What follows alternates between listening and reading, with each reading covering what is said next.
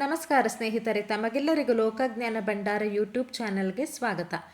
ಸ್ನೇಹಿತರೆ, ನಾವು ಇಂದಿನ ವಿಡಿಯೋದಲ್ಲಿ ವಿಶ್ವದ ಎಲ್ಲೆಡೆಯೂ ಬಾವಿ ವೃತ್ತಾಕಾರದಲ್ಲಿಯೇ ಇರುತ್ತದೆ ಏಕೆ ಎಂಬುದನ್ನು ತಿಳಿದುಕೊಳ್ಳೋಣ.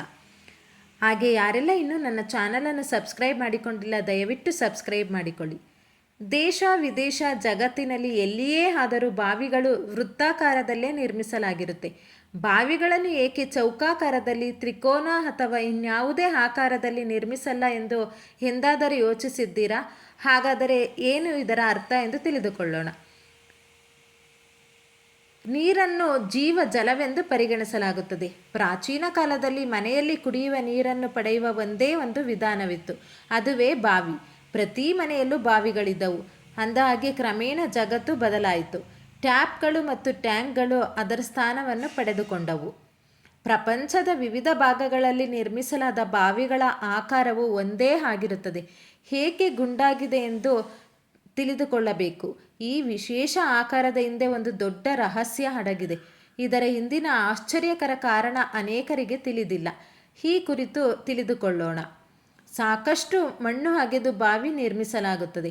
ಈ ಬಾವಿಗಳು ಎಲ್ಲ ಗೃಹ ಬಳಕೆಯ ಉದ್ದೇಶಗಳಿಗೆ ನೀರಿನ ಮುಖ್ಯ ಮೂಲವಾಗಿತ್ತು. ಆದರೆ ಈಗ ಅಂತಹ ಬಾವಿಗಳು ಕೆಲವೇ ಮನೆಗಳಲ್ಲಿ ಅಥವಾ ಹಳ್ಳಿಗಳಲ್ಲಿ ಕಂಡುಬರುತ್ತದೆ. ಗ್ರಾಮೀಣ ಭಾಗದ ಕೆಲ ಹಳೆಯ ಮನೆಗಳಿಗೆ ಹೋದರೆ ಈಗಲೂ ಬಾವಿಯ ನೀರಿನಿಂದಲೇ ಮನೆಯ ಕೆಲಸಗಳೆಲ್ಲ ನಡೆಯುತ್ತಿರುವುದು ಕಂಡುಬರುತ್ತದೆ. ಅಂದಹಾಗೆ ಎಲ್ಲ ಬಾವಿಗಳು ಸಾಮಾನ್ಯವಾಗಿ ದುಂಡಾಗಿನ ಆಕಾರದಲ್ಲಿ ಇರುವುದನ್ನು ನಾವು ಗಮನಿಸುತ್ತೇವೆ.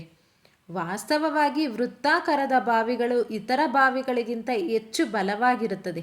ಇದಕ್ಕೆ ದೊಡ್ಡ ಕಾರಣವೆಂದರೆ ಒಂದು ಸುತ್ತಿನ ಬಾವಿಯಲ್ಲಿ ಯಾವುದೇ ಮೂಲೆಗಳಿಲ್ಲ. ಇದರಿಂದಾಗಿ ನೀರಿನ ಒತ್ತಡವು ಬಾವಿಯ ಸುತ್ತಲೂ ಸಮಾನವಾಗಿರುತ್ತದೆ. ಬಾವಿಯು ದುಂಡಾಗಿರದೆ ಚೌಕಾಕಾರವಾಗಿದ್ದರೆ ನೀರಿನ ಒತ್ತಡವು 4 ಮೂಲೆಗಳಲ್ಲಿ ಮಾತ್ರ ಇರುತ್ತದೆ. ಇದರಿಂದಾಗಿ ಬಾವಿ ಹೆಚ್ಚು ಕಾಲ ಉಳಿಯುವುದಿಲ್ಲ.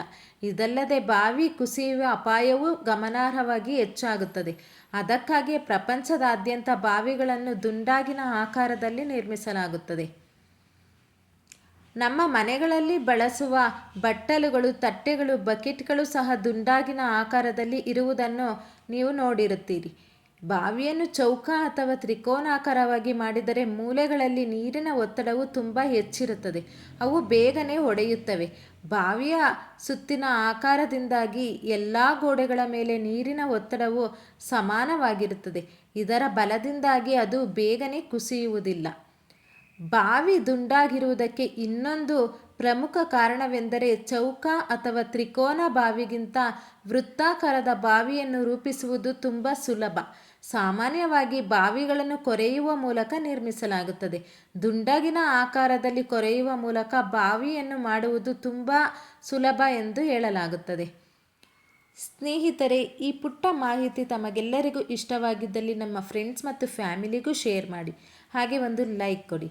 ಯಾರೆಲ್ಲ ಇನ್ನೂ ನನ್ನ ಚಾನಲನ್ನು ಸಬ್ಸ್ಕ್ರೈಬ್ ಮಾಡಿಕೊಂಡಿಲ್ಲ, ದಯವಿಟ್ಟು ಸಬ್ಸ್ಕ್ರೈಬ್ ಮಾಡಿಕೊಳ್ಳಿ. ಧನ್ಯವಾದಗಳು.